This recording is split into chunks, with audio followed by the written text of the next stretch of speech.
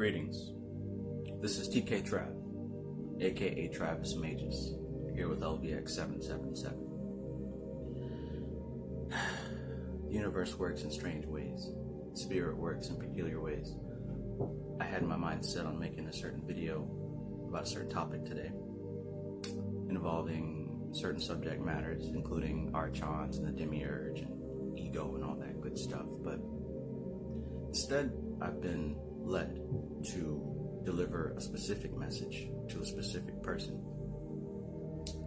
and I trust that you'll receive the message.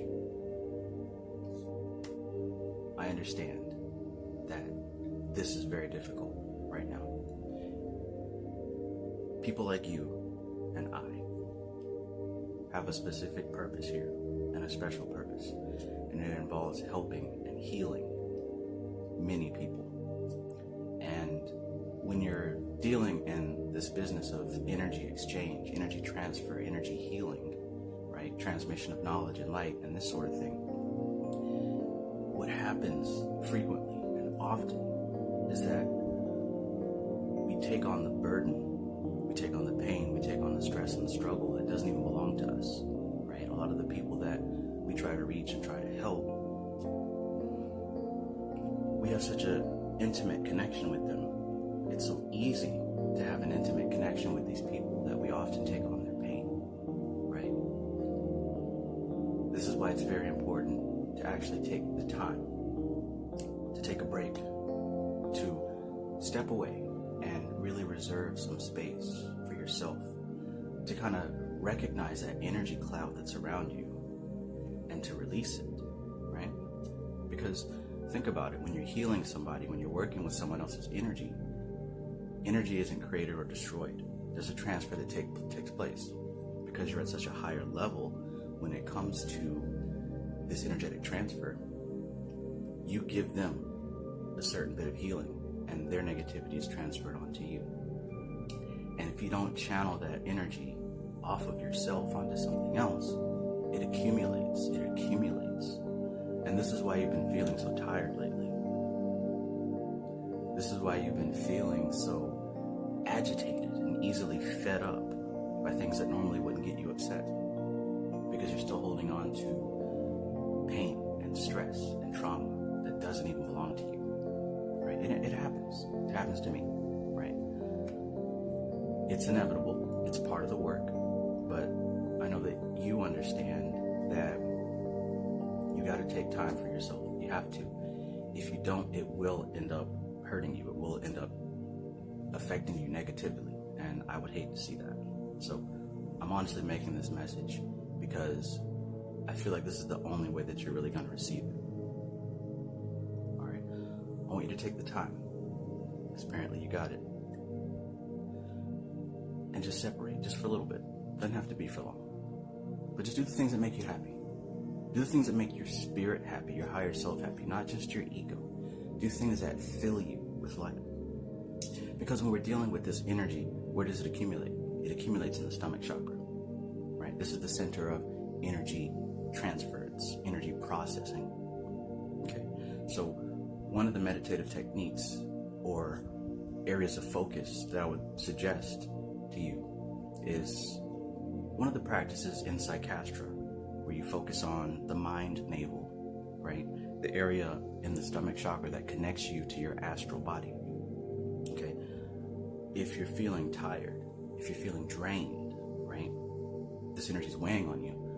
One of the best things to do is to change the energy source, because according to Psychastra, the way that this link goes with the stomach chakra, it's a one-way street, right? The energy comes from the astral, it goes into you, it doesn't go out. So one good meditation technique is to focus on that area, right? And to make yourself feel good, right? Force that good feeling. According to the book, it says feel exuberant. So think of things that make you feel good. Open up that center in the stomach chakra and send some of that negative energy out. Send some of that stress out in a black cloud. And keep that two-way transition open. And focus on your higher self, right? Your infinite, eternal higher self. And gather and pull energy from that source right? Not just from the food you eat, not just from the water you drink, and not just from doing fun things, but pull energy from this eternal, endless source. And if you practice doing this on a regular basis and really get used to doing it unconsciously, you'll find that you stop getting tired, right? You'll find that you have a renewed source of energy to pull from. So, I know things are kind of crazy right now. People like us have a certain mission, right? We're here to help people, but at the same time, we're still learning. We actually learn from helping people. That's our unique position in this whole game of spiritual awareness.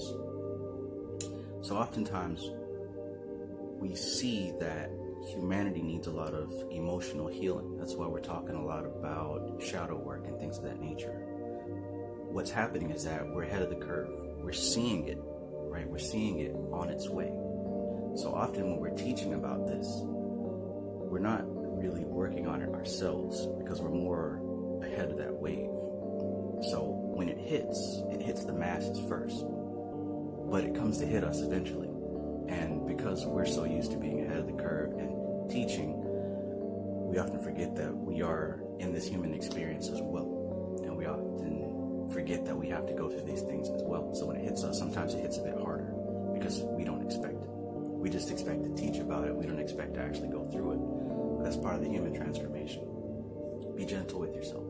There is no failure. There is no failure in this game, right? Failure is a value judgment, and value judgment is what feeds the ego. It validates the illusion, and it builds karma. It builds cause and effect, right? When I say value judgment, I mean placing a judgment of this is good or this is bad. I am successful. I am a failure. When we do that, we build what's called craving and aversion, right? When we say that something is good, we're training our subconscious mind that we want more of it. We crave it. When we say that something is bad, when we say that we failed, what we're doing is we're building something called aversion. We tend to avoid it. We want to run away from it. We don't want to feel those bad feelings. This is how karma starts. We continue making these decisions and these value judgments of good and bad, and we get pulled left and right to gravitating towards the things that we want and running away from the things that we don't want. And this distracts us from the now. That distracts us from living in our purpose in the center of the universe, right? We're thrown off center because we're running for something or running away from something. So let's try to not place so many value judgments on things. There is no failure in this walk. You learn, you exist. It is what it is. That's what the old folks say. It is what it is. Just experience it, learn from it, and continue growing. Keep going through these same lessons over and over because we're learning a higher octave of these lessons. And you're right, it doesn't stop, it doesn't end, it is eternal, right? So what we're doing also is we're transitioning from living and experiencing and identifying as this physical vessel, right? It's not that we're trying to detach from our physical body and identify with the spirit. It's more like we're realizing that we're more than just this physical body, and we're learning to place our awareness on the thing that is beyond our physical body as the spirit, because the spirit isn't separate from us. The spirit is more like a bubble, and as things go deeper and deeper towards the center, they're more condensed. So the physical body is more like in the center of it, and our spirit is more an energy field around it. So it's not that we're not identifying with our physical body, it's that we're identifying with more. We're opening our awareness, right, to identify as that spiritual essence. And it continues, right? Beyond the spirit, there's the infinite cosmic mind of the all, which as we continue will eventually identify as that. But the less that you identify as just the body, the more that this cycle of time and repeating lessons doesn't really pull on you so much, because you understand this is the nature of the physical realm. It is an endless loop. It's a cycle. That's why the zodiac is a circle. The sun continues to revolve around all 12 of these cells of time. To be the 13th means that we are outside of the circles of time, right? That means we're outside of the body, because the body is locked in time. The body is what gets tired. The body is what accumulates the pressures and the stresses of those around us that we try to help and teach and heal. So please take time to de-stress. Take time to analyze when you're starting to assign good or bad judgments on yourself. Be kind to yourself. Allow yourself to grow. There is no failure in this. You just learn. Right? Infinite love to you. Infinite love to you.